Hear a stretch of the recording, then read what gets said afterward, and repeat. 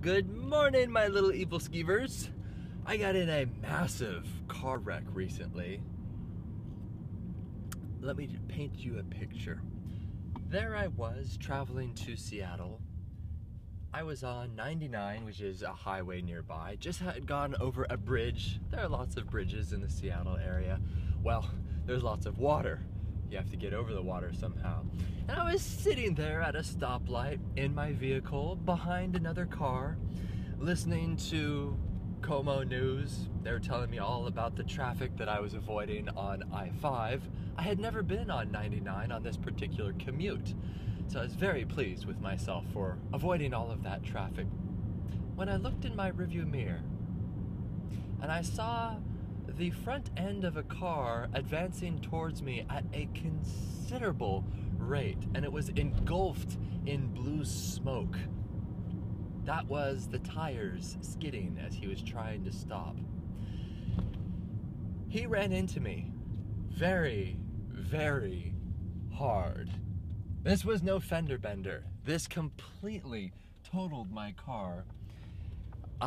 It thrust my vehicle into the car in front of me. Of course, there was that much impact, and the most comical thing I'd say was the airbag did not actually deploy until after I hit the car in front of me.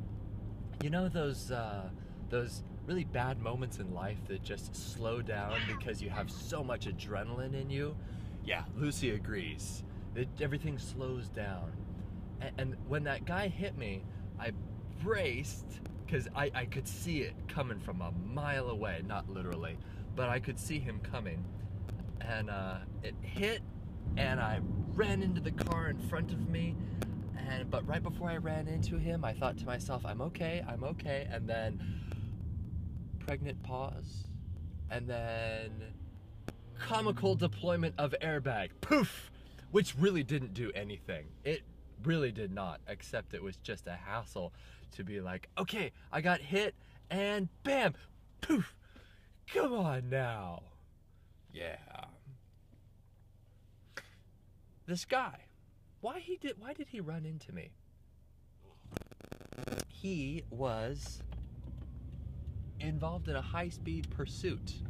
That's right, he was being chased, but not by normal police. No!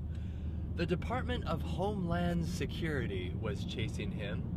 Evidently, they had been going for the past few miles or so, hitting speeds upwards of 90 miles per hour. And on this particular section of the highway, the speed limit is 40. They were flying. And obviously it's 40 because there's a stoplight on this highway. And yeah, the guy hit me, he got out of the car, and ran. And that's immediately what I was thinking after I got hit. I was like thinking, okay, if someone hit me at this amount of impact, the guy is probably not gonna just like wait around, casually get out his insurance, trade information, you know, all that stuff. And this hit me in my head because, as I said before, everything slows down and you're able to like calculate everything like that. And so I quickly looked in my rearview mirror, and sure enough, I saw his car door opening, and I looked over my left shoulder to see him running across 3 or 4 lanes of traffic. And I didn't have to chase him though, because there were maybe 3 or 4 other fellows in completely normal clothes. It looks like they just got out of church, except they all had body armor on their torso. And I looked closely and saw on the back it said HSA Special Agent. I'm not kidding you. This happened to me not but a few weeks ago. As a matter of fact, it's been a month. Yeah, it has been. So what does every respectable videographer do when they see special agents running after a guy? I grab my video camera, or rather my iPhone, which was propped up on my dashboard as you see it right there. And so I tried to take footage of them, but of course I was just so jazzed.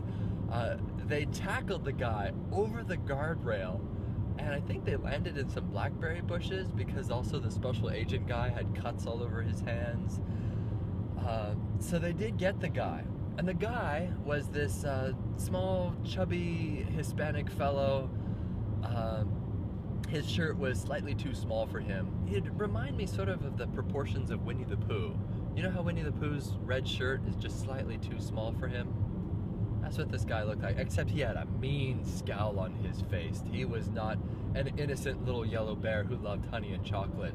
No, as a matter of fact, he loved heroin, because that's what they found on him. I believe it was a kilo of heroin. I don't know how much that is, but I think that's a lot. Don't they usually measure heroin in like grams, not kilos? I wouldn't know. But that's what they found on him. And they brought him back to my side of the road. And let me tell you, when you're in a car accident and it's not your fault and someone else was chasing someone, and yeah, they're so polite to you. And I was as polite as I could back to them. It was very interesting because once the SPD, the Seattle Police Department, showed up, an officer said, "Are you sure you're all right?" And at this point, probably 5 or 6 different people asked me if I was all right, because this was a bad accident. This guy hit me at an incredible rate. And so everybody was like, look at this Hyundai. Who is the driver? Oh, the driver's standing over there. Yeah, see that guy? The guy over there, the one who's smiling? Yeah, he's the driver. What? Him? He's walking. Oh yeah, we're getting an ambulance just in case. Which they did. And the EMT showed up and he evaluated me and he said, "Are you sure you're okay?" And I was honest with him. I said, look, I've got so much adrenaline in me right now, even though it's been like 5 minutes.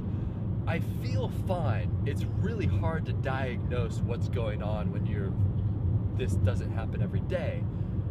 So by tomorrow, I'll probably be hurting. But right now, I am okay. I am available to walk, and they did the whole test on me just to make sure I wasn't lying to them. So they were great. Really, really sweet, nice people. So I would like to impart on you maybe 3 or 4 things that you can take with you for the rest of your life regarding this adventure that I had. The first one is be polite. Don't over-dramatize things. And as you know, that's one of my top pet peeves, is people who over-dramatize things. They said most people in a situation like this would be hyperventilating, and he said, I just had another accident where this woman was like screaming and she couldn't get control of her emotions, and he said, so this is very refreshing, thank you very, very much. And they took a detailed report, and I asked them if they were okay, which they were kind of surprised about that. I like to do that when I'm in car accidents. Are you okay? Even though I'm not at fault. I was just sitting at a stoplight listening to the radio. Wow. The second thing is, if you have a firearm on you, tell the police. And I did. I had my 9mm right here in my side compartment at that time. And they said, we're gonna have to tow your car. I said, okay, I'm gonna just get a few things. By the way, I do have a concealed pistol license, so I am legally authorized to carry, and my gun is in my car in the middle console. And the police officer, for all the people who are freaked out about guns out there, you'd think that the police would be like, oh, how dare you? They're more of your best friend at that point when you tell them that, because they know that you've gone through all of the steps and jumped through the hoops to legally secure a CPL, to do all the fingerprinting and all that stuff. And so they know, wow, this guy is a law-abiding citizen and he's concerned enough about our comfort in the situation to tell us that he is going to go to his car and he's going to retrieve his firearm. And so they were so polite. They said, oh, okay, oh, no problem. Matter of fact, one of the cops actually went and he covered it up and put it in an opaque bag so that I could comfortably pull my firearm out without you know, brandishing it, waving it around. He wanted to keep it on the down low. He didn't want to make a big deal out of it. And that was very nice of him. He said, by the way, it's just wrapped up in a little piece of plastic there. Thank you very much for telling us once again. The last thing that I'd like to share with you is a Dave Ramsey principle. And if you're familiar with Dave Ramsey, he's a financial guru guy. Save up for emergencies. Save, save, save for emergencies. Also, give. Don't just give what you have in excess. Give as much as possible, but only after you have saved an emergency fund. Not hoard, just save enough. And what I'm getting at here is I wasn't worried once our car was totaled, because right when that airbag deployed, that was $800 right there. And on a $4,000, $5,000 Hyundai, is it really worth fixing the back and the airbag and all of the doors wouldn't open except for the driver's side door. It was crunched really, really badly. But Liz and I had saved enough money that we were equipped to go out and purchase another car. We actually have a part of our savings account called the new car account. And so we went out and bought this beautiful car right here. It's a Toyota Corolla. It's very safe, hence why Lucy is in here with me.